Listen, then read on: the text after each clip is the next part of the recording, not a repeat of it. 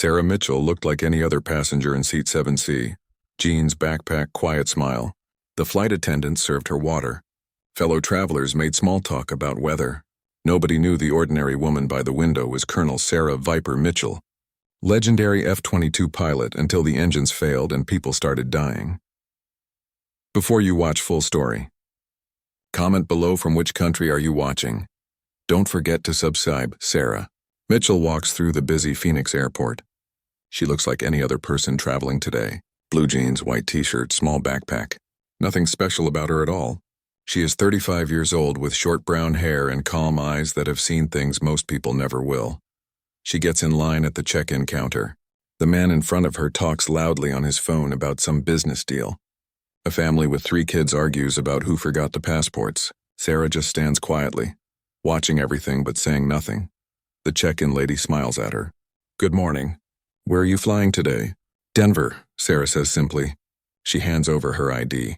The name reads Sarah Mitchell. Just another passenger. Seat 7C, that's a nice window seat.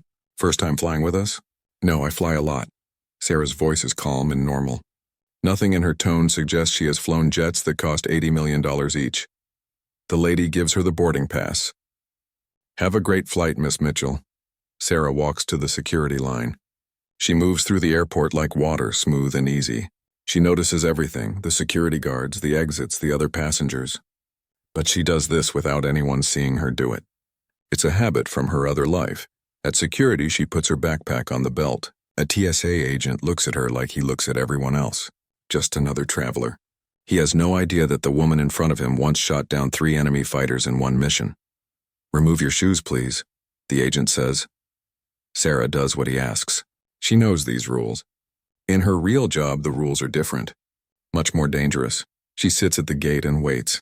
Around her, people check their phones, buy coffee, complain about delays. A businessman next to her tries to start a conversation.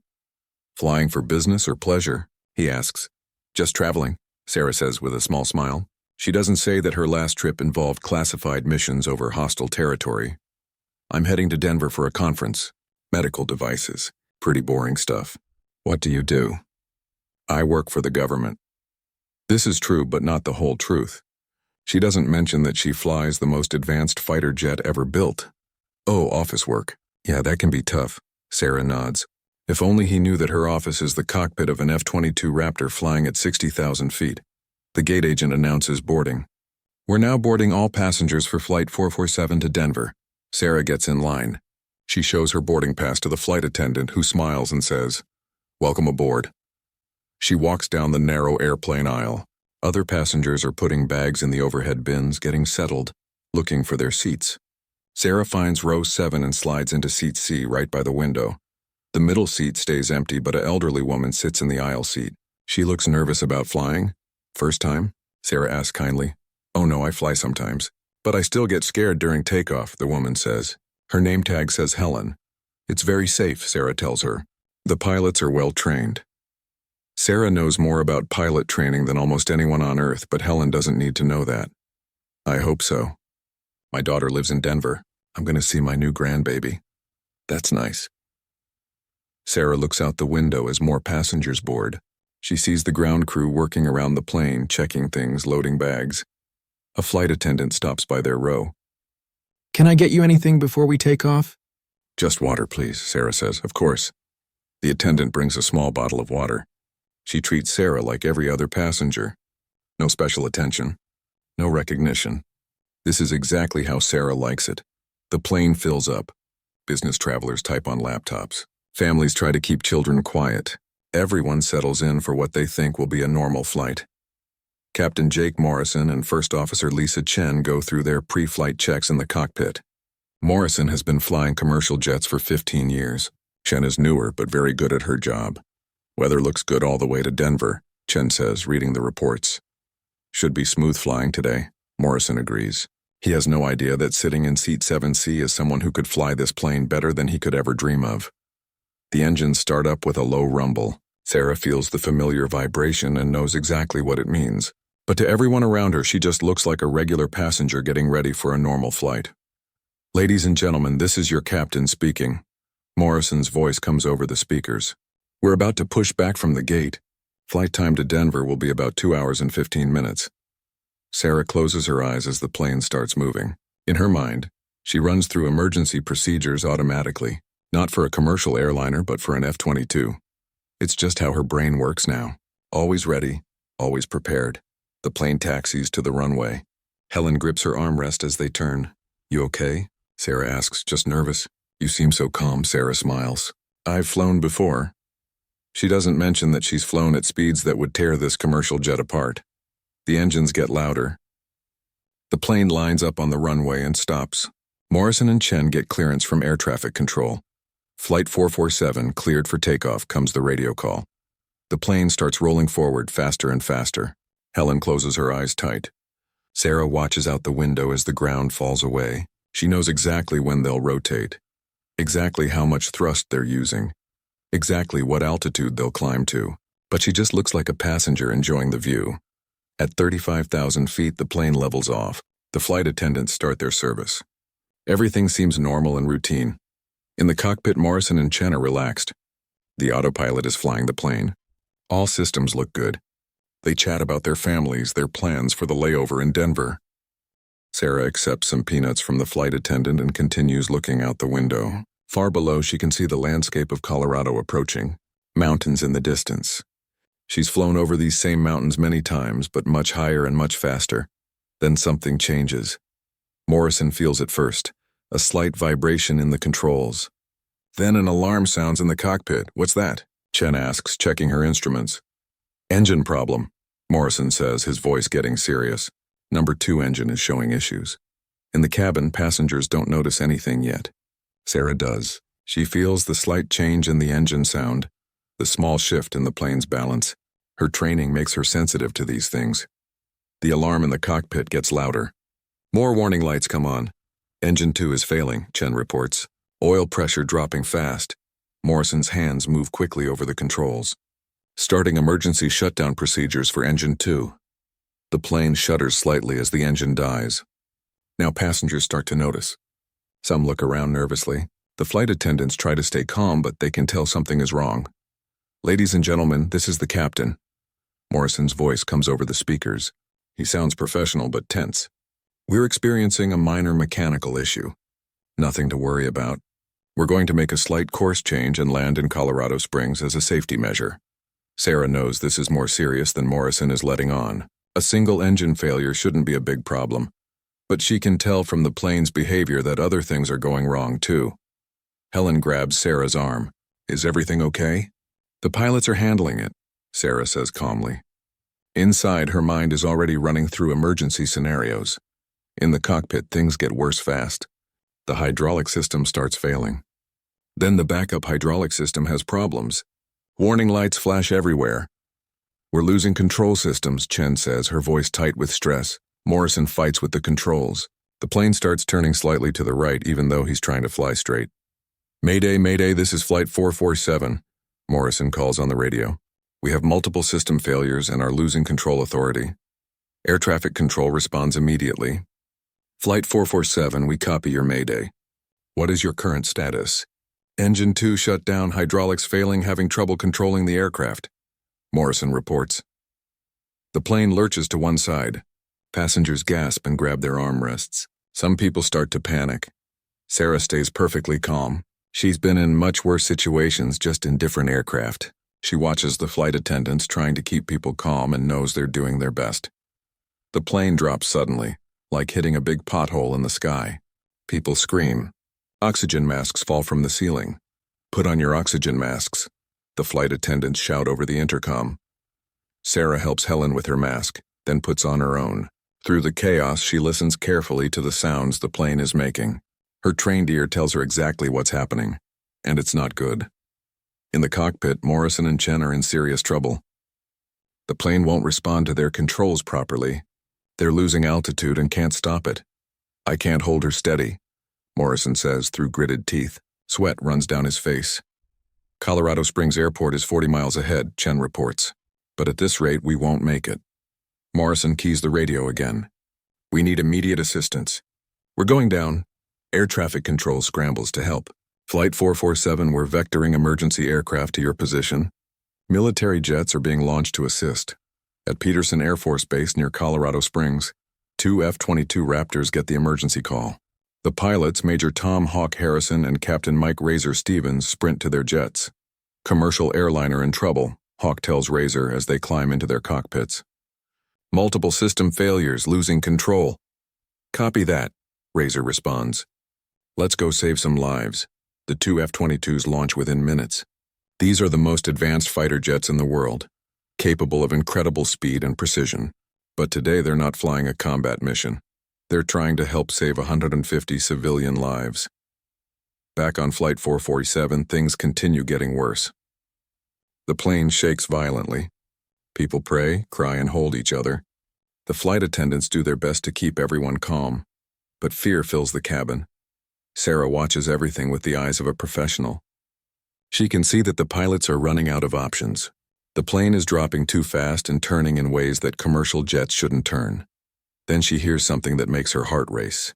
Over the passenger address system, she hears Morrison talking to air traffic control. His voice is desperate. We can't control the aircraft. We're going to crash. That's when Sarah makes a decision. She unbuckles her seatbelt. Where are you going? Helen asks, terrified. To help, Sarah says simply. She moves through the chaotic cabin toward the front of the plane. A flight attendant tries to stop her. Ma'am, you need to stay in your seat with your seatbelt on. I need to talk to the pilots, Sarah says firmly. I'm sorry, but passengers aren't allowed in the cockpit, especially during an emergency. Sarah looks the flight attendant in the eyes. Her voice changes, becoming commanding in a way that makes people listen. My name is Sarah Mitchell, but my call sign is Viper. I'm an F-22 Raptor pilot with the United States Air Force. These pilots need my help right now, or we're all going to die. The flight attendant's eyes go wide. She's heard of call signs before. Her brother was in the Navy. She knows that fighter pilots don't joke about these things. Are you serious? Dead serious. Every second we waste talking is a second closer to impact. The flight attendant makes a quick decision. She leads Sarah to the cockpit door and knocks hard. Captain Morrison, there's a passenger here who says she's a military pilot. She wants to help. Through the door, Morrison's voice sounds strained. Not now. We're too busy. Sir? Sarah calls out loudly. My call sign is Viper. I fly F-22s. I know aircraft control systems better than almost anyone alive. Let me help you save this plane. There's a moment of silence. Morrison and Chen look at each other. They're out of options and running out of time. Let her in, Morrison decides. The flight attendant unlocks the cockpit door. Sarah steps inside and immediately sees the situation. Warning lights everywhere, alarm sounding, both pilots struggling with controls that barely respond. What's your status? Sarah asks, her voice completely calm and professional. Engine 2 failed. Then we lost primary hydraulics. Then backup hydraulics started failing, Chen reports quickly. We can barely control pitch and roll. We're losing altitude fast. Sarah's eyes scan the instrument panels. Her F-22 experience with advanced flight systems helps her understand the situation faster than most people could. You still have some hydraulic pressure, she observes. But it's bleeding out. You need to change how you're flying the plane. What do you mean? Morrison asks. Stop trying to fly it like a normal plane. Use differential thrust for turning, elevator trim for pitch control. Think of it like flying a damaged fighter jet. Sarah slides into the jump seat behind the pilots. Her hands don't touch any controls. She's not qualified to fly commercial aircraft. But her knowledge of aerodynamics and emergency procedures is exactly what they need. Try reducing power on engine 1 and using that thrust difference to control. Your turn, she suggests. Morrison does what she says. The plane's wild right turn starts to slow down. It's working, Chen says with amazement. Now adjust your elevator trim to control descent rate instead of using the yoke. Sarah continues. Work with what you have, not against it. Outside, the 2 F-22 Raptors catch up to the struggling airliner. Hawk and Razor can see the plane wobbling through the sky, clearly in serious trouble. Flight 447, this is Hawk leading a flight of 2 F-22s. Hawk calls on the radio. We're here to assist. In the cockpit, Morrison responds. Thank God you're here. We have major control problems, but we're getting some help from... He pauses, looking at Sarah. What did you say your call sign was? Viper, Sarah says simply. Hawk's voice over the radio changes completely. The professional tone becomes something much more respectful. almost reverent. Did you say Viper? As in Sarah Viper Mitchell? In the cockpit, Morrison and Chen look at Sarah with new eyes. Even they've heard stories about pilot call signs. And the way the F-22 pilot just said that name suggests it means something important. That's me, Sarah confirms into the radio. Holy shit, comes Razor's voice over the frequency, before he catches himself. I mean, yes, ma'am. This is Razor. Ma'am, every F-22 pilot knows your name. You're a legend. Sarah's cheeks redden slightly, but she stays focused on the emergency. Save the hero worship for later. Razor, right now we have 150 people who need to get on the ground safely. Yes, ma'am. Both F-22 pilots respond immediately. Morrison and Chen exchange glances. They're starting to understand that the quiet woman who was sitting in seat 7C is not just any pilot. Viper, what do you need from us? Hawk asks over the radio. Sarah studies the instruments and the plane's behavior. We need a long, straight runway and emergency crews standing by. This plane is barely controllable. We're going to get one chance at landing. Colorado Springs Airport has a 13,000-foot runway, Razor reports. Emergency crews are already moving into position. Perfect. Morrison Chen, you're going to fly a modified approach, Sarah explains. Instead of a normal descent profile, we're going to come in much flatter and use engine power to control our descent rate. For the next 20 minutes, Sarah guides the two commercial pilots through procedures that no civilian pilot has ever had to use. She draws on her experience with damaged F-22s, her knowledge of aerodynamics, and her training in emergency situations that most people never face. In the cabin, passengers can feel that something has changed. The plane is still shaking and still obviously in trouble, but it's not dropping out of the sky anymore. The violent movements have become more controlled. Helen, still in seat 7C, wonders where that nice quiet woman went. She has no idea that Sarah is in the cockpit saving everyone's lives. The two F-22s fly alongside the airliner like guardian angels. Hawk and Razor watch every movement of the damaged plane, ready to help however they can. Viper, what's your fuel status? Hawk asks. Sarah checks with Morrison. We're okay on fuel. The engine failure actually helps us there. We're burning less. Copy that. Colorado Springs Airport is 10 miles ahead. Sarah can see the airport through the cockpit windows. The runway looks tiny from their altitude, but she knows it's plenty long enough if they can get the plane down safely. Morrison, start your descent now. Very shallow angle. Use throttle to control rate of descent. Morrison's hands are sweaty on the controls, but he does exactly what Sarah tells him to do. Chen calls out altitudes and speeds. 3,000 feet, descending at 500 feet per minute. Good, Sarah says. Keep it steady. In the cabin, flight attendants prepare passengers for an emergency landing. People brace themselves and pray. The plane feels different than a normal landing. Rougher, less stable, but somehow still under control. 2,000 feet, Chen reports. Through the radio, they can hear air traffic control clearing all other aircraft from the area. Fire trucks and ambulances line the runway ready for whatever happens. 1,000 feet. Speed looking good. Sarah watches the runway get bigger through the windscreen. She's landed F-22s in much worse conditions, but never with 150 lives depending on her advice. 500 feet. Still descending steady. Morrison fights with the controls as the plane bounces slightly in the air currents near the ground. His hands shake with adrenaline and exhaustion. You're doing great, Sarah tells him. Just like we practiced. Use the engine to control your touchdown point. 100 feet, Chen calls out. The runway fills the windscreen. Sarah can see the emergency vehicles waiting alongside the runway. 500 feet. Looking good. The plane crosses the runway threshold. Morrison pulls the power back slightly and the main landing gear touches down with a hard thump. The plane bounces once, then settles onto the runway. We're down. Chen shouts with relief. But they're not safe yet. The plane is still traveling at high speed and the braking systems might not work properly with the hydraulic problems. Reverse thrust on engine 1. Sarah instructs. Maximum brakes. Morrison does everything she says. The plane slows down, but not as fast as normal.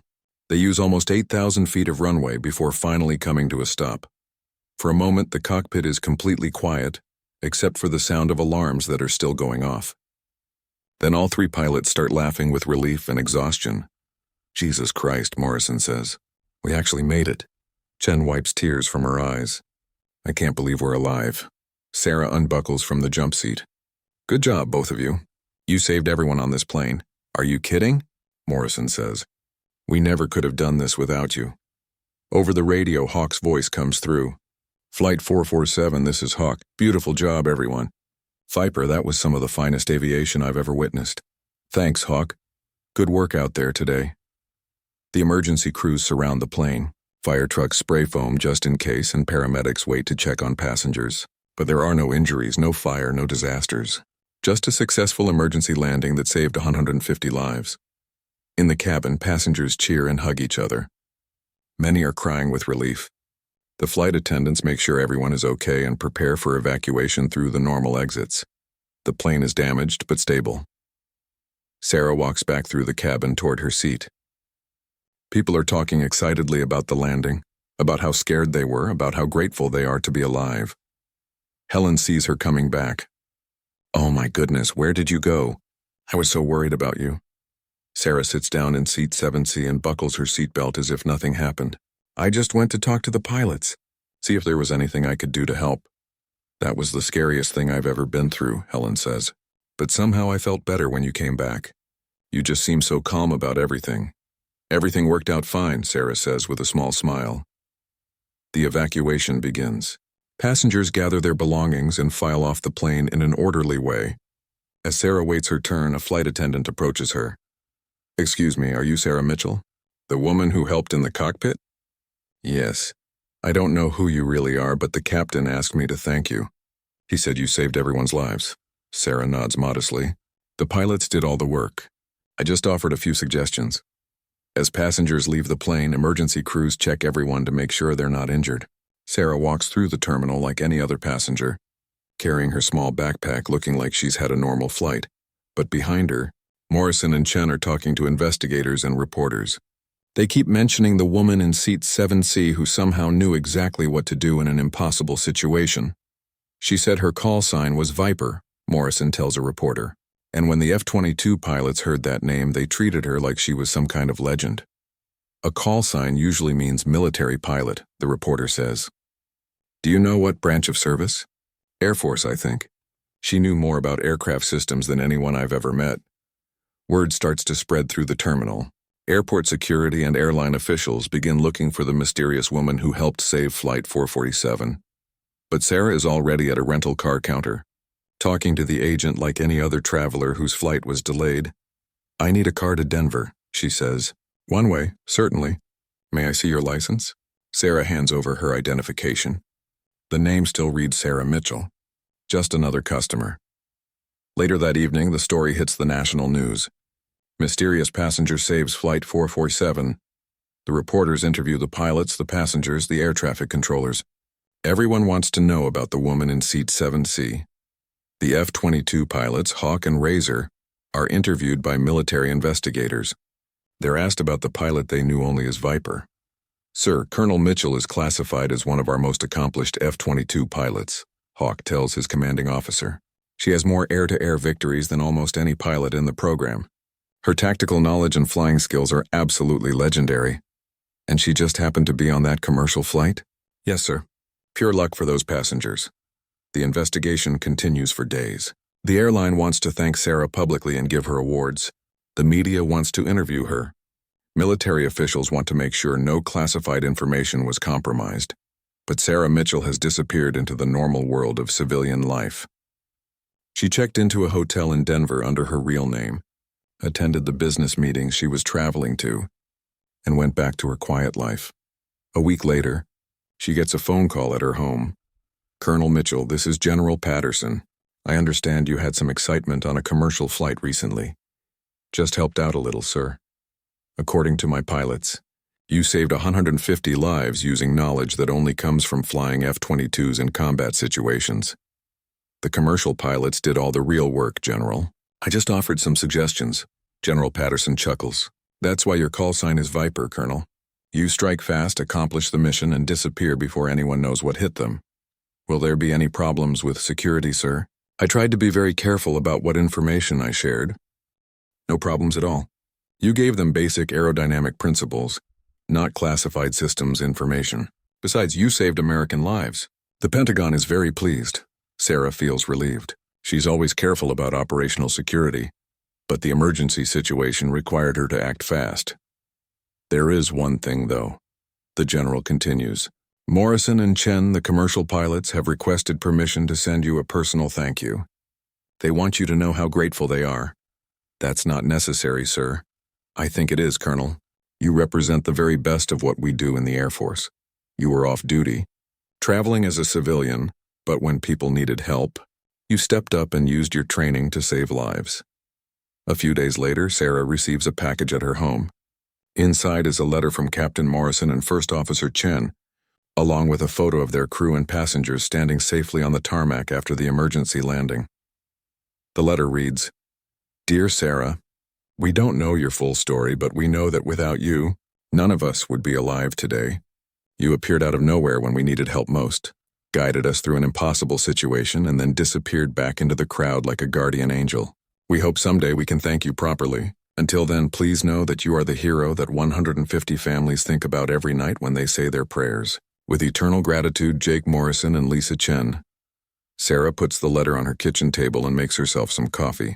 Outside, it's a normal Tuesday morning in a normal neighborhood. Her neighbors are getting their mail, walking their dogs, living their regular lives. None of them know that the quiet woman next door once shot down enemy fighters over hostile territory. None of them know that she flies jets that can break the sound barrier and disappear from radar. None of them know that last week she saved 150 lives using knowledge that comes from being one of the most dangerous pilots in the world. And that's exactly how Sarah likes it. Her phone rings. It's her squadron commander. Morning, Viper, ready to get back to work? Sarah looks out the window at the clear blue sky. Somewhere up there, other F-22 pilots are flying training missions, preparing for whatever dangers might come next. Always ready? Sir? Good, we've got a mission briefing at 0800 tomorrow. Classified level Alpha. I'll be there. She hangs up the phone and finishes her coffee. In a few hours, she'll drive to the base, put on her flight suit, and climb into the cockpit of the most advanced fighter jet ever built. She'll fly at speeds and altitudes that most people can't imagine, carrying out missions that keep the country safe. But for now, she's just Sarah Mitchell living quietly in her small house, reading the newspaper like any other citizen. The story of Flight 447 eventually fades from the news. Other stories replace it. People move on with their lives, grateful for their second chance but focused on the future. Morrison and Chen go back to flying commercial routes, but they'll never forget the day they almost crashed and the mysterious woman who saved them. Sometimes during routine flights, they wonder where she is and what she's doing. Hawk and Razor continue flying F-22 missions, but they tell other pilots about the day they got to work with the legendary Viper on a civilian rescue mission. Her reputation in the fighter pilot community grows even more, and Sarah continues living her double life.